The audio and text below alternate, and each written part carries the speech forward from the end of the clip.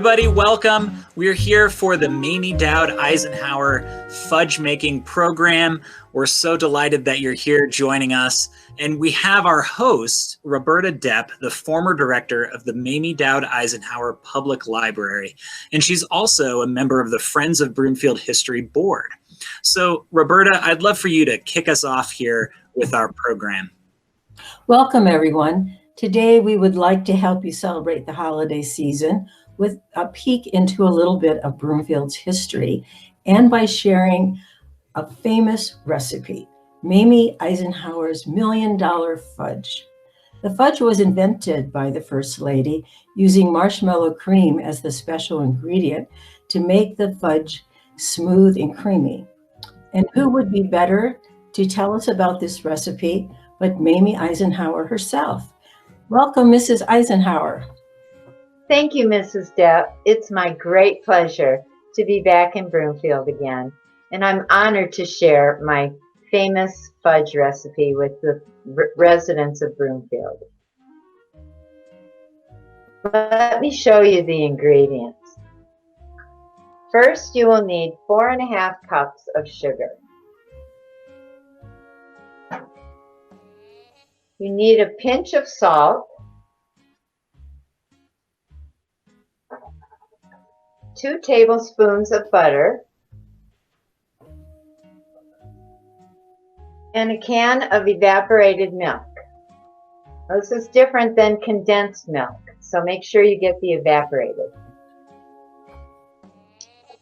You will need 2 cups of chopped pecans or walnuts if you prefer. Either one is fine. And the recipe calls for semi-sweet chocolate, so you can use chocolate chips or bar chocolate. And we also need sweet chocolate, so you can get German sweet chocolate or any kind of milk chocolate, chips or bar. So in a heavy saucepan, over medium heat, stir the sugar, salt, butter, and evaporated milk to a boil and boil for 6 minutes. Meanwhile, place the nuts, the marshmallow cream, and both of the chocolates in a bowl. And when the syrup is boiled, pour it over the dry ingredients and stir it until the chocolate is melted.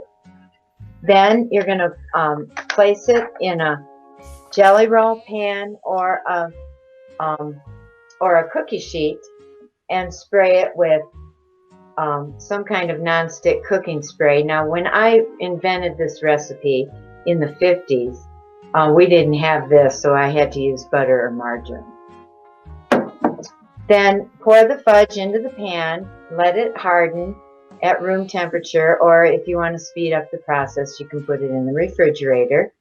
Cut it into 1-inch squares when it's hard, and then you're ready to serve the delicious fudge.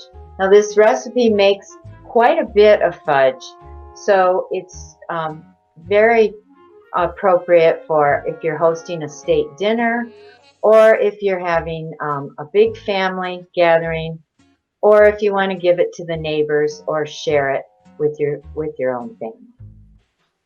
Mrs. Eisenhower, can you tell us about your Denver connections and why you and your husband, President Eisenhower, spent so much time in Colorado? Yes, thank you. Colorado has always had a very special place in my heart.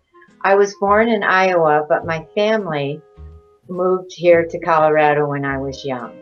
My father, John Doud, became very successful in the meat packing business, and so we bought a home at 750 Lafayette Street in the Cherry Creek district.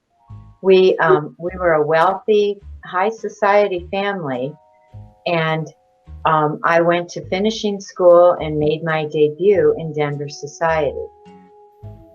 We had servants and a cook, so I never learned how to cook. And in fact, this fudge recipe and a mayonnaise recipe are really the only 2 dishes that I learned how to make. Luckily, after I married Dwight Eisenhower, he was from a farm family in Abilene, Kansas, and lived on a farm with 4 brothers. So he learned how to cook at an early age, and he did all the cooking for us. So my sister Eleanor had some lung problems, so we would go down to San Antonio, Texas in the winters for the warmer climate. And while we were there, when I was a young woman, I met Ike. He was stationed at Fort Sam Houston in the Army. So we fell in love and wanted to get married. We were going to wait until I was 21, but he got an unexpected leave, so we quickly put together a wedding. I was 20, and we got married at my parents' home in Denver in the living room. I had to buy a dress off the rack at a department store, which was not the high society wedding that I had wanted, but we took our chance when we could and got married. We honeymooned at the hotel in El Dorado Springs, and later we spent a lot of time in the mountains.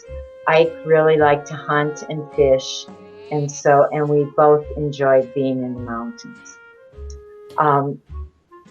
So we spent a lot of time in Denver, especially in the summers, coming back to visit my family. And one time while we were here, Ike had a heart attack while he was president, and he had to be put into the Fitzsimmons Army Hospital for 6 weeks, recovering from his heart attack, and he ran the White House from the hospital bed in Denver. So we called it the Denver White House. Mrs. Eisenhower, can you tell us how the Mamie Doud Eisenhower Public Library came to be named after you? No, thank you for asking. That's one of the biggest thrills of my life, is to have a library named after me.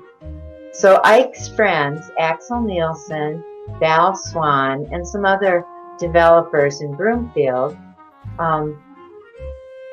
put together a plan, and Ike invested with them, and they decided that they wanted to donate the land and build a library in Broomfield if the city council would approve it. But they said that the contingency was they had to name the library after me. Well, of course, the city council was thrilled to have, a building, and so they did build the library and named it after me. And I donated a lot of my father's books to start the collection, because when the library first opened, they only had 900 books in their collection. Some of those books are currently at the Broomfield Public Library right now, and you can see them on display. Mrs. Eisenhower, can you tell us about your visit to Broomfield?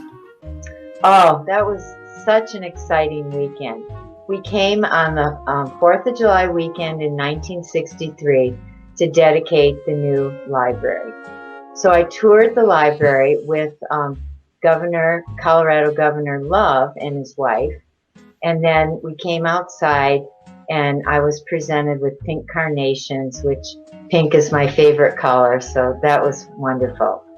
Unfortunately, the weather was terrible that weekend, and as we were sitting outside doing speeches, people were watching a tornado to the east of Broomfield come in and hoping that it wouldn't touch down, which it didn't. So after the ceremony, we went to Stanley Kirchhoff's house on 6th Avenue in Broomfield, and Mrs. Kirchhoff was going to have a reception for 300 people in her backyard. Well, unfortunately, it started to pour down rain, so we had to go inside her house. And then Ike stood on the porch of their house and talked to the reporters and thanked the town of Broomfield for the library named after me. Thank you, Mrs. Eisenhower. You've truly been a special part of Broomfield's history. For those of you interested in learning more about Mamie's connection to Broomfield, you can visit the original library building, which now houses the Broomfield Memorial Veterans Museum and Garden Center. And also the Depot Museum has a lot of artifacts from that era. And the library, as Mamie mentioned, has a display of her donation of books and other memorabilia. Thank you for joining us, Mrs. Eisenhower, and for sharing your yummy fudge recipe and your history in Broomfield.